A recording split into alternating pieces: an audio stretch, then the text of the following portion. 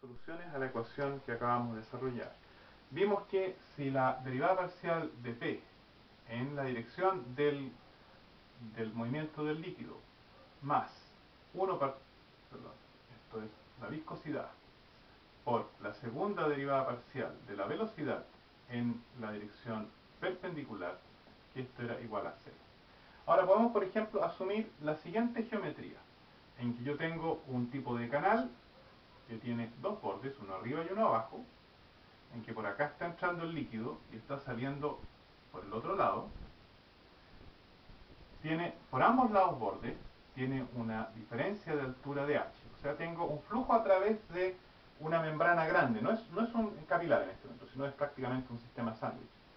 Entonces yo en este minuto, esta ecuación aplica, esta es mi dirección x, y yo puedo, por ejemplo, asumir de que la presión va bajando de alguna forma, por ejemplo, podría bajar linealmente, pero el P en general yo puedo asumir que es igual a una función del x, y mi derivada parcial se está transformando en una derivada normal. Así que ahí ya me simplifiqué algo. Y la forma como se comporta la velocidad va a depender justamente solamente de la altura en que yo me encuentro, o sea, del z. Así que el v va a ser una función del z, de la altura, porque esta sería mi eje z, y eso significa que la segunda derivada del volumen va a pasar a ser una derivada ordinaria, segunda derivada ordinaria, en el z. Con lo cual, la ecuación que tenemos ahí arriba se me va a simplificar en que ya no tengo una derivada parcial, sino tengo una derivada ordinaria de la presión en x, más la viscosidad, una segunda derivada ordinaria de la velocidad en z igual a 0. Y esta es la geometría que yo tengo en este caso. Ahora, si yo tengo esta geometría, esta ecuación yo puedo asumir de que esto está dado. Esta es una constante, así que lo que yo tengo que hacer es resolver esta parte de acá.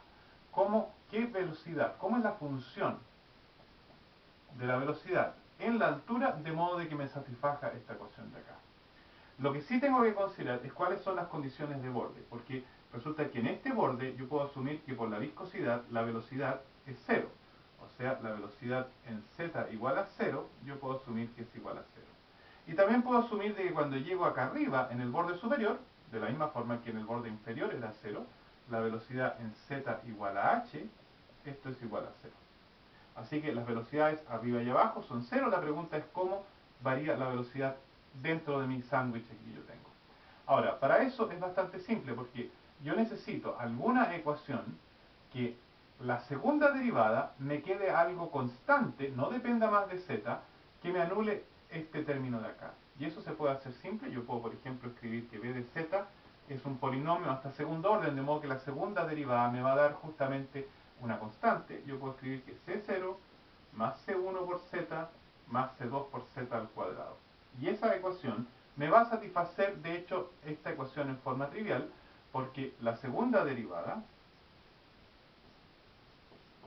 me va a dar que este es por 0, en la primera derivada este z desaparece y me queda c1, la segunda derivada mata este c1 y me queda 0, y la segunda derivada de esto, cuando hago la primera me aparece un 2 veces c2 por z, y la próxima derivada me aparece 2c2 nomás, me queda 2c2.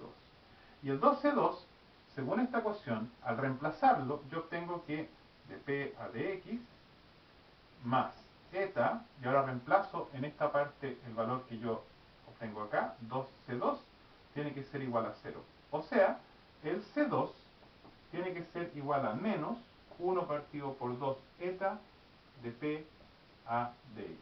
Esta es la exigencia para la cual esta solución satisface esta expresión de acá. En consecuencia, yo este término de aquí lo tengo que reemplazar. Voy a escribir menos un medio por eta, un medio eta, de p a dx, de esta forma. Y de esa forma escrita, esta ecuación siempre me satisface esta expresión de acá, independiente de las condiciones de borde que yo tenga. O sea que esta expresión de acá es solución de esta ecuación de aquí. Ahora, para poder determinar cuánto es este C2 y este C1, me tengo que ir a las condiciones de borde de acá. Primero me voy a ir a la de acá. Cuando la velocidad en el z igual a 0, me tiene que dar 0. Significa que yo voy a poner z igual a 0 y obtengo b de 0 igual a c0 más este 0. y este también es 0. Así que estos dos términos se van, y como yo estoy exigiendo que en este punto la velocidad sea 0, en estas condiciones el C0 es igual a 0. Veamos la segunda, porque ya con eso tenemos definido este parámetro de acá, es 0, no nos va a afectar. Pero veamos esta ecuación de acá, V en H, la velocidad evaluada en el borde superior, que ahora voy a introducir, este ya es 0, así que no lo voy a considerar, aquí me queda C1 por H, porque en vez de Z tengo que poner el H, menos un medio eta de P a de X por H al cuadrado, porque aquí en vez de Z estoy poniendo el H, me tiene que dar 0. Y aquí tenemos una ecuación para el C1. Yo puedo fácilmente despejar esto. De hecho, el H se me va, uno de los H's. Esto pasa al otro lado y el C1 es directamente 1 partido por 2 eta de P a de X. Y aquí tengo mi segunda solución. En consecuencia, la solución general, la puedo escribir ahora acá arriba, ya que la vamos ahora a analizar un poco, es que la velocidad en Z es igual a 0, y este C1 me va a dejar con este término 1 partido por 2 eta de P a de X, menos, porque, cuidado, me faltó el Z acá, esto hay un Z aquí, menos este mismo término, pero con Z al cuadrado. O sea, menos, y cuidado, acá el C1 tenía un H, y ese se me olvidó dejarlo, aquí hay un H, vamos a escribirlo acá, HZ, perdón, ahí ahora sí. 1 partido por 2 eta de P a de X, Z al cuadrado, que era este término de acá. Esta es la solución para esta condición, o sea, para el flujo entre dos láminas en que está en contacto arriba y abajo. Si ustedes factorizan, todavía pueden factorizar un Z y toda esta expresión de acá. Pueden escribir esto, a ver, vamos a hacer un poco de espacio aquí, B de Z, y esta es la resolución del resultado final, 1 partido por 2 veces eta, de P a de X, Z, H menos Z.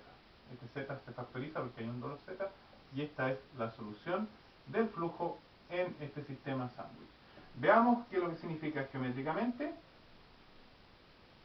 Uno tiene acá que yo puedo graficar esto en función del Z, la velocidad, y esto es básicamente un polinomio negativo, o sea, es una parábola negativa, es invertida, en que es 0 acá, y en H también es 0, porque cuando yo tengo Z igual a 0, obviamente este término es 0, cuando Z es igual a H, este término aquí va a ser entonces 0, y entre medio lo que yo tengo es una parábola. O sea, el flujo acá entre medio tiene forma de parábola y en los bordes es 0. Y en general, yo ahora por ejemplo podría calcular la cantidad de flujo que tengo otra vez. Porque si me interesa saber el flujo, ahora me voy a que tengo que variar la velocidad. No puedo sencillamente multiplicar como en delante superficie por velocidad promedio. Necesito saber cuánto es esta velocidad. Lo que se hace es integrar. Yo ahora tengo que esto tiene un largo, por ejemplo, L. Así que L queda tal cual, es parte de la superficie, pero el resto tengo que integrarlo sobre todas las velocidades. Así que tengo una integral desde 0 hasta H en Z de la velocidad en Z. Y si yo hago eso, vamos aquí a hacerlo brevemente, me queda 1 partido por 2 eta de P a de X, me queda la integral de 0 a H, Z, H menos Z, de Z. Y si ustedes integran eso, acá por ejemplo tienen un Z por H, y acá tienen un menos Z al cuadrado. Así que aquí lo que obtienen es L, 1 partido por 2 eta, de P a de X. Este acá, el primer término, me va a dar el H multiplicado por el Z, que al integrar queda al cuadrado medios, o sea que un H cuadrado medios. Y el otro término de acá me va a quedar con un Z al cuadrado, que al integrarse queda H al cubo tercios. Y H al cuadrado, aquí me queda un H al cubo, lo puedo factorizar. Un medio menos un tercio es un sexto, multiplicado por el 2 acá adelante, me queda que el flujo finalmente, lo podemos resumir acá, el flujo en este caso es L partido por 12 eta de P a de X, H al cubo, porque aquí está ahora ya el sexto multiplicado por el 2 medio 12. Este es el flujo que yo tengo en este caso de acá, y lo vamos a comparar ahora con la situación que yo no tengo una pared acá arriba y que el flujo se va a desarrollar distinto y voy a obtener un mayor flujo, que va a ser interesante. O sea, la segunda capa acá me está frenando el flujo y me reduce al final la cantidad de material que yo puedo pasar a través de este sistema de capas. Veamos ahora el caso en que yo tengo